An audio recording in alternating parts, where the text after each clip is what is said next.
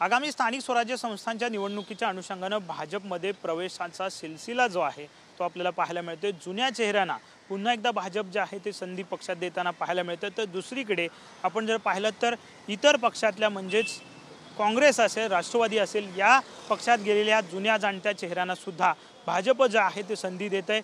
आपण आज जर पाहिलं तर अण्णा डांगे यांना पक्षात पुन्हा एकदा भाजपने घेतलेलं आहे आणि सांगलीचं राजकारण खऱ्या अर्थानं भाजपने आता हाती घेतलेले पाहायला मिळत आहेत। मोठमोठे चेहरे विभागवार भाजप जे आहे ते आपल्या सोबत घेताना पाहायला मिळतात। याचं कारण जर आपण पाहिलं तर आगामी स्थानिक स्वराज्य संस्थांच्या निवडणुका आहेत आणि या निवडणुकांसाठी आता भाजप तयारीला लागलेलं दिसून येत आहे। अण्णा डांगे आपण जर पाहिलं तर एक धनगर नेते आहेत। सुरुवातीचा काळ जो आहे तो त्यांचा भाजपमध्येच होता, त्यानंतर ते राष्ट्रवादीत गेले। 23 वर्षानंतर तब्बल अण्णा डांगे जे आहे ते पुन्हा स्वगृही जे आहे ते परतलेले आहेत। स्वतः 2 मुलं जी त्यांची आहेत त्यांनी सुद्धा भाजपमध्ये आज प्रवेश केला आपल्याला पाहायला मिळतोय। एकीकडे धनगर समाजाला कुठेतरी आकर्षित करण्याचा प्रयत्न जो आहे तो भाजप करताना दिसतो आणि धनगर नेते जे आहेत त्यांना सुद्धा त्यांची एक वेगळी मोठ बांधण्याचा प्रयत्न भाजपकडून होताना पाहायला मिळतो। आगामी स्थानिक स्वराज्य संस्थांच्या निवडणुकीसाठी अशा पद्धतीने भाजप रणनीती आखताना दिसतंय।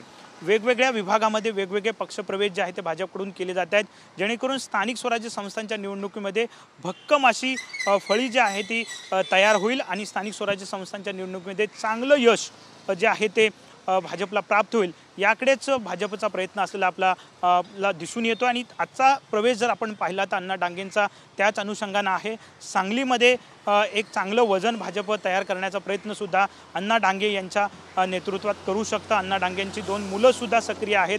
धनगर समाजाला आपल्याकडे ओढण्याचा प्रयत्न या माध्यमातून होऊ शकतो। तर दुसरीकडे आपण जर पाहिलं तर गेल्या काही महिन्यांपासून भाजपने वेगवेगळे चेहरे जे आहेत ते काँग्रेसचे असतील त्यांना आपल्या गळ्याला लावण्याचा प्रयत्न जे आहे ते केलेला आहे।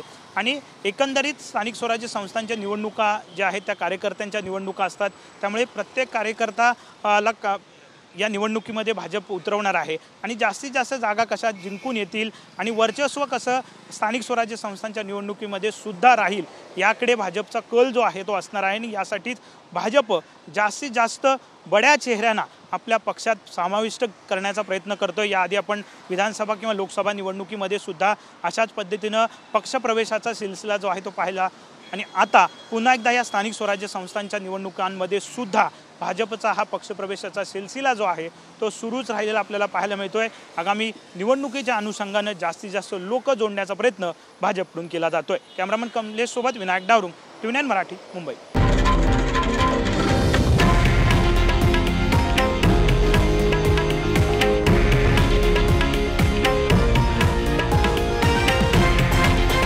हे आहे देशातील नंबर 1 न्यूज नेटवर्क आणि आपण पाहत आहात TV9 मराठी, एकमेव।